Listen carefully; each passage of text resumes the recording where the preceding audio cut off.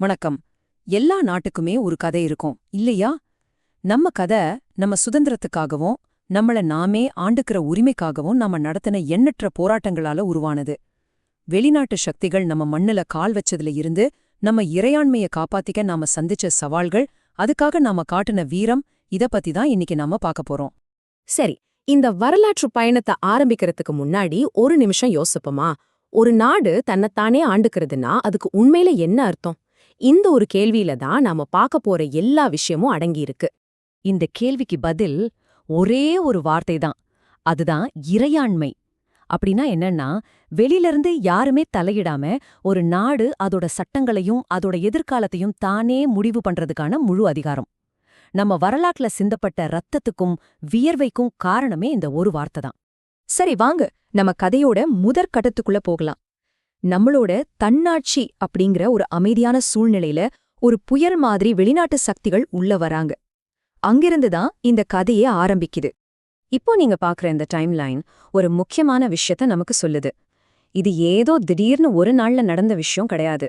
பாருங்க, 1511 போர்ச்சுகீசியர்கள்ல ஆரம்பிச்சு டச்சுக்காரங்க, அப்புறம் பிரிட்டிஷ்காரங்க, ஜப்பானியர்கள்னு பல நூற்றாண்டுகளா ஒன்னு மாத்தி ஒன்னுன்னு வெளிநாட்டு சக்திகளோட ஆதிக்கம் நம்ம மண்ணுல இருந்துகிட்டே இருந்துச்சு.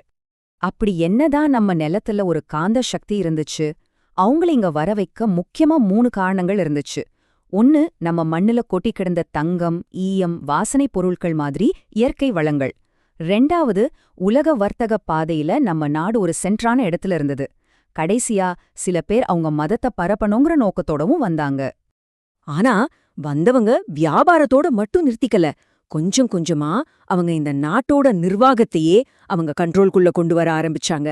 நம்ம இறையாண்மை மேல விழுந்த முதல் பெரிய அடி இதுதான். பிரிட்டிஷ்காரங்களோட தந்திரம் ரொம்பவே சூக்ஷமானது. அவங்க எப்படி கொஞ்சம் கொஞ்சமா அவங்க அதிகாரத்தை இங்க கொண்டு வந்தாங்க தெரியுமா? முதல்ல நம்ம உள்ளூர் ஆட்சியாளர்களுக்கு அட்வைஸ் பண்றதுக்குன்னு ரெசிடென்ட் அப்படிங்கிற பேர்ல ஒரு அதிகாரி அனுப்புனாங்க. ஆனா கொஞ்ச நாள்லயே அந்த அட்வைஸ் ஒரு யாரும் மீற முடியாத ஆர்டரா மாறிடுச்சு. கடைசியில என்னாச்சுன்னா, நம்ம ஆட்சியாளர்கள் எல்லாம் வெறும் பேருக்கு மட்டும்தான் இருந்தாங்க. முழு அதிகாரமும் பிரிட்டிஷ்காரங்க கைக்கு போயிடுச்சு. ஆனா இந்த ஆதிக்கத்தை நம்ம மக்கள் சும்மா பாத்துட்டு இருக்கல. நம்ம மண்ணின் மைந்தர்கள், நம்ம தலைவர்கள் எல்லாரும் தங்களோட நிலத்தையும் இறையாண்மையும் காப்பாத்துறதுக்காக வீரமா பொங்கி எழுந்தாங்க. உண்மையில இந்த கதையோட ரொம்ப இமோஷனலான ஒரு பாகமே இதுதான். இந்த எதிர்ப்புல முதல் தீப்பொறியா இருந்தவர் ஒருத்தர், அவர்தான் நானீங்க சேர்ந்த டோல்சைட். பிரிட்டிஷ்காரங்க கொண்டு வந்த வரி சிஸ்டத்தை எதிர்த்து தன்னோட சின்ன படைய வச்சுக்கிட்டு ஒரு பெரிய சாம்ராஜ்யத்தையே எதிர்த்து நின்னார் பாருங்க. அவரோட வீரம் அந்நிய ஆட்சிக்கு எதிரான முதல் மக்கள் போராட்டங்கள்ல ஒன்னா இன்னிக்கும் வரலாற்றுல நிக்குது. அடுத்த சரவாகல ரெந்தாப். அவரோட பேருக்கு அர்த்தமே உலகத்தையே உழுக்கிறவர்னு தான். ஜேம்ஸ் புரூக்கோட ஆட்சிக்கு எதிரா ஒரு பெரிய கிளர்ச்சியே ஆரம்பிச்சார். காடுகளையும் மலைகளையும் தனக்கு சாதகமா மாத்தி கொரில்லா போர் முறையில தம் மக்களோட உரிமைக்காக போராடினது காலனித்துவ சக்திகளுக்கு ஒரு பெரிய தலைவலியா இருந்துச்சு. அதே மாதிரி பஹாங்ல மேட் கிலாப், டோக் கஜா மாதிரி தலைவர்கள் எல்லாம் ஒன்னு சேர்ந்து போராடினது ஒரு பெரிய மக்கள் இயக்கமாவே மாறுச்சு. பாருங்க, டோல்சாய்ட், ரெந்தாப், மேட் கிலாப் இவங்கெல்லாம் வெறும் தனியாட்கள் கிடையாது. இவங்க நம்ம மண்ணோட ஒவ்வொரு மூலையிலையும் தங்களோட உரிமைக்காகவும் நம்ம இறையாண்மைக்காகவும் எழுந்த லட்சக்கணக்கான குரல்களோட அடையாளம். சரி, இவ்வளவு வருஷம் வெளிநாட்டு ஆட்சி இருந்ததால அதோட தாக்கம் எப்படி இருந்துச்சு? அது முழுக்க முழுக்க ஒரு இருண்ட காலமா, இல்ல அதுல வேற நல்ல விஷயங்களும் நடந்துச்சா? உண்மையில இது கொஞ்சம் சிக்கலான கேள்விதான். இதோட விளைவு ஒரு காயினோட 2 பக்கங்கள் மாதிரி. ஒரு பக்கம் பாத்தீங்கன்னா, நம்ம நாட்டோட விலை மதிக்க முடியாத இயற்கை வளங்கள் எல்லாமே வெளிநாட்டினரோட லாபத்துக்காக சுரண்டப்பட்டுச்சு. இதுல எந்த மாற்று கருத்தும் இல்ல. ஆனா அதே சமயம் இன்னொரு பக்கமும் இருக்கு.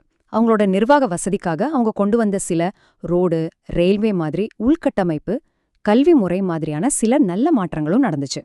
ஓகே, இந்த கடந்த கால போராட்டங்கள் எல்லாம் நமக்கு என்ன சொல்லிக் கொடுக்குது? ரொம்ப கஷ்டப்பட்டு போராடி வாங்கின இந்த சுதந்திரத்தையும் இறையாண்மையும் காப்பாத்த வேண்டியது இன்னைக்கு நம்ம கையில தான் இருக்கு. ஆமா, இங்க சொல்ற மாதிரி இறையாண்மைய பாதுகாக்கிறது அரசாங்கத்தோட வேலை மட்டும் கிடையாது. அது இந்த நாட்டோட ஒவ்வொரு குடிமகனோட கடமை. இது நம்ம எல்லாருடைய கூட்டு பொறுப்பு. அப்போ இந்த கேள்வி நம்ம ஒவ்வொருத்தருக்குமே உரியது. அன்னைக்கு நம்ம எதிரிகளை வாள் முனையில சந்திச்சோம். ஆனா இன்னைக்கு குளோபலைசேஷன், டிஜிட்டல் உலகம்னு சவால்கள் வேற வேற ரூபத்துல வருது.